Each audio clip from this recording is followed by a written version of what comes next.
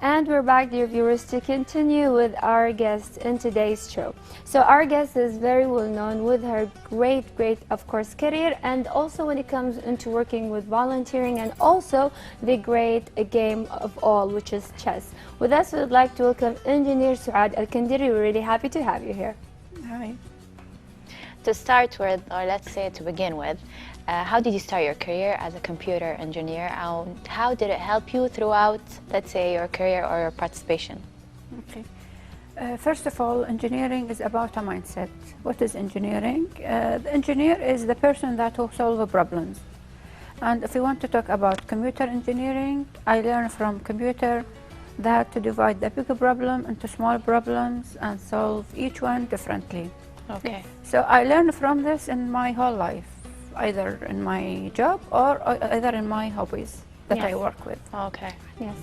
So it's very interesting and very amazing to see such a woman with great career and combining it with your own, let's say, passion, because we've always heard that being an engineer is something really difficult. You don't have time for yourself, for your, let's say, hobbies. So combining it all together, tell us more about how did it actually help you when it comes into that part? Of course, I can say, if you like it, you can do it. Yes. So if you want to be an engineer, of course you can do. It doesn't matter if you are man or woman, but if you like to do it, you can. If you have the passion in something, no matter how hard it is, you would do it. Yeah, basically. Yeah. And how did it help? Like you said, engineering was all about like problem solving and everything, and I'm sure there's a lot of numbers involved. But how did the things that you've learned from your engineering background help you be successful within your now chess career as well? There is a big relation between chess and engineering. For example, chess needs how to organize your thoughts, how you will organize your ideas, your plans, how you will set your own goal, and then plan for it, and then do it, act for it, act to do your plan to reach to your goal. Yeah. Okay, that is absolutely wonderful.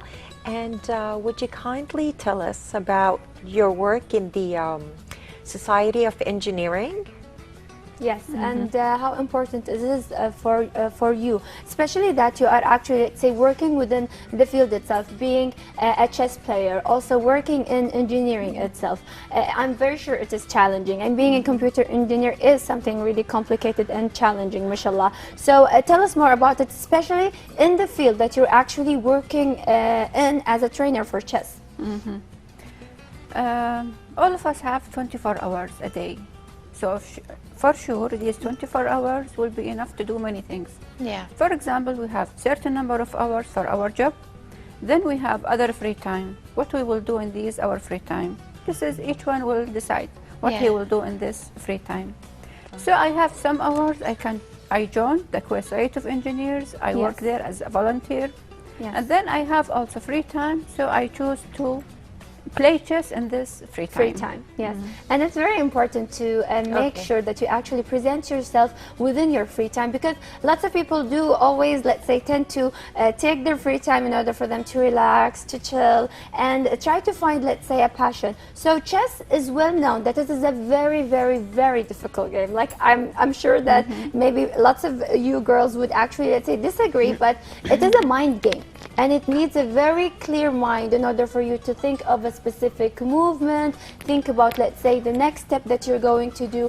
And I'm very sure it's really challenging, especially when it comes into the lots of series that we've seen. And one of them, let's say, the well-known, that was really presented recently, that everyone, after seeing that show, went to buy a chess set and start playing with it. So tell us about how difficult is this game? It is a very nice game because it is difficult, because there are many challenges if you want to play chess. For example, as I said, if you set a goal for you, then you will plan for it. For example, you will set plan A, plan B, plan C. If plan A is failed, you will go to plan B. So in this thing, you will organize your ideas, your plan. So the people who like organizing and classifying things, of course, they will like chess. Yeah, actually, to be honest, I have no idea about playing chess, and I see people playing around. I find it's difficult because I have no idea. It's just a square, and it has like a white and black color, and I think it needs a lot of concentration and focus. Yes. Yeah. Of course. Actually, I would like to know more. How do you, let's say, how do you play the chess or Yes, something? let's I say don't know. more of, let's Yeah. say, knowing about what do we have on the set of the chess set itself. First, chess needs a board, which Yeah. is divided into 64 squares with the black and white, but it doesn't to be black and white. The light color is represented by white, and the dark color is represented by a black. For example, here the pieces that we have a beige color and a black color. So the beige is represented by white color. Okay. And the black color. So Okay. we need two players.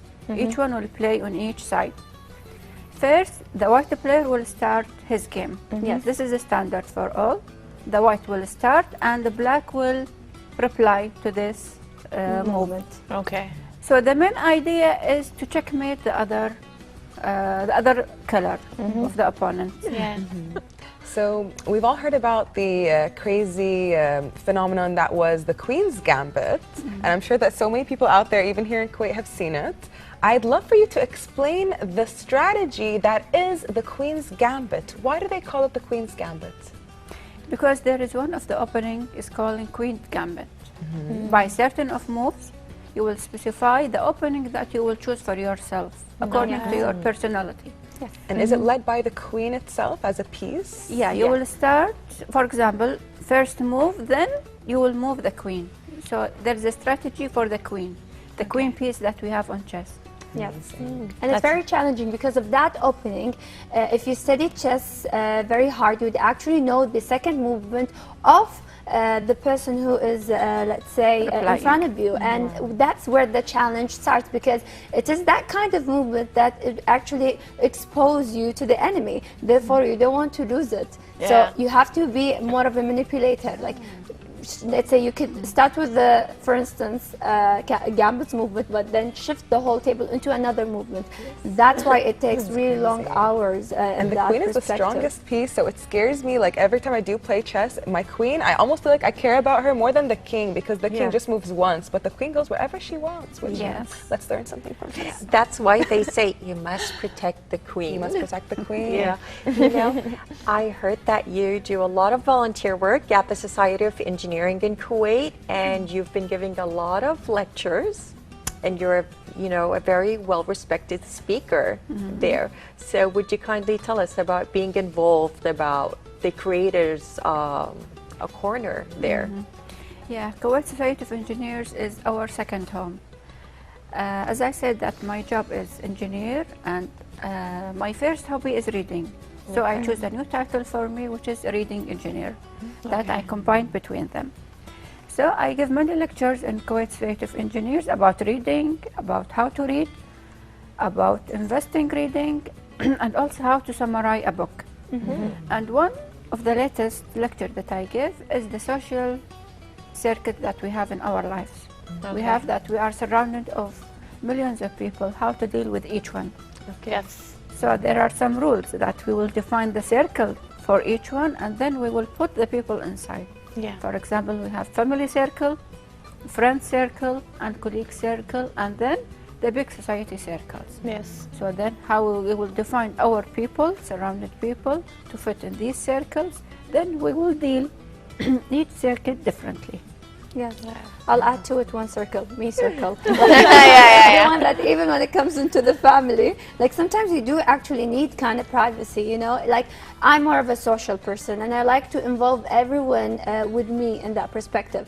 But then I had to a problem where I feel like I'm isolated for certain people. It's because I actually do have that kind of problem in not balancing who to keep in a certain circle and who not to let them be in that circle, so that you could actually find the balance and not find the problem where you get actually felt like you are left out or nobody is there for you, Like tell us more about how important for a person to be educated on that perspective.